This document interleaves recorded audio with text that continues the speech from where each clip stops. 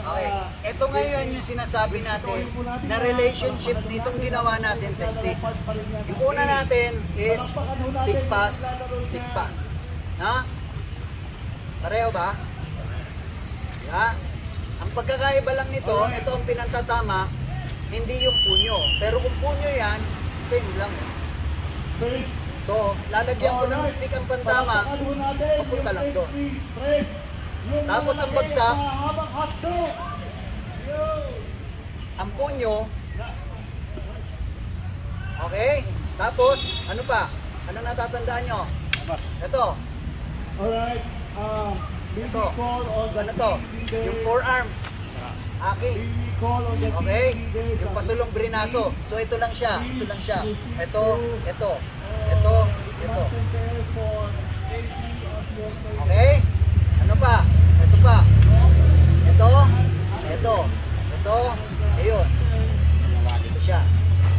Tol, sige dito. Pakita natin yung ano ha. So, ang gawin natin, ganito. Siya ang gagawin niya, empty hand. Sa akin, with stick. So, tigpas muna tayo. Yan. Kabila, Kaji. Yan. O, tingnan nyo. Pareho lang yan. Tapos, bagsak tayo sa kabila. Bagsak, bagsak, bagsak, bagsak. Okay? Tapos, pasulong, pasulong, pasulong, pasulong, pasulong, pasulong. O, yan. Tapos, ekes. Ekes. Ito. Ito. Yun. Yan. Yan. Yan. Yan. Tapos, ekes. Saboy. Ekes. Saboy. Pababa, pataas. Pababa, pataas. Pababa, pataas. Pababa, pataas. Yan. O, tapos, tigpas, tabas. Tigpas, tabas. Tigpas, tabas. Tigpas, tabas. Ayan o. Tak, tak. Tak, tak. Tak, tak. Tapos, alimbukay. Ito lang o. Alimbukay, sungkiti. Alimbukay, sungkiti. O, nandito nang gagaling mo sa taas ng ulo, sungkiti. Yan. Dito, buha doon. Ulit. So, buha.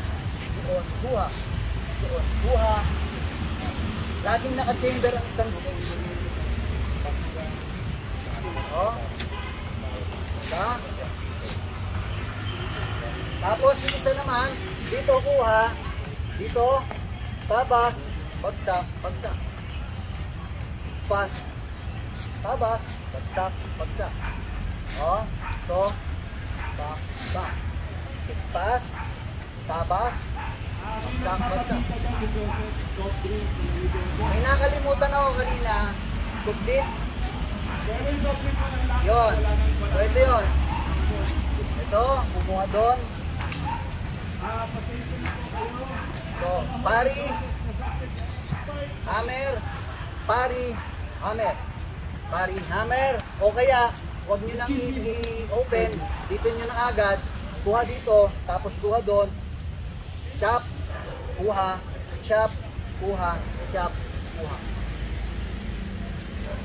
Okay? So, ito lang oh, umiikot. Alam niyo yung sinawali. Yan, o redonda. Ganun lang yan oh, umiikot oh. Pari, di ba? Pari ng kaliwa.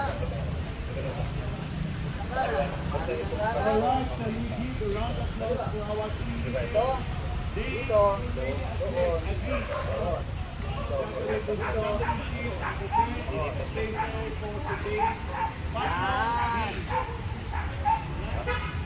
Okay? So yan yan.